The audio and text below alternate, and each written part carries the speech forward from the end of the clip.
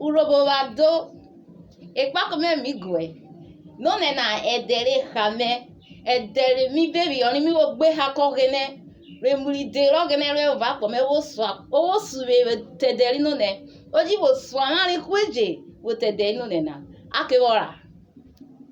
In Psalm 91 verse 1, He that dwelleth in the secret place of the Most High shall abide under the shadow of the Almighty.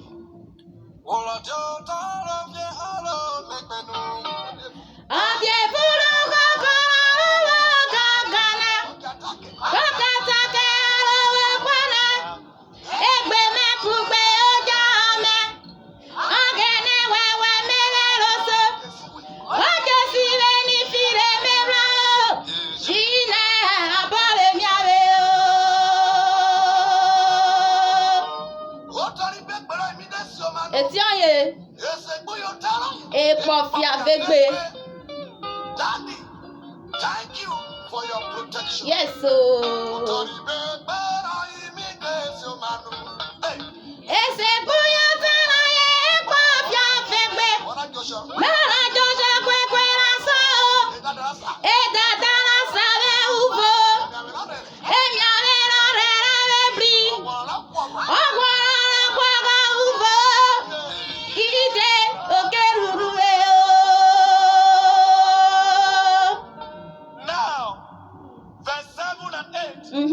of that same Psalm 91. Yes, so says 1,000 shall fall at your side, 10,000 at your right hand, but none shall come near you at all. Only with the eye shall thou behold and see the reward of the wicked.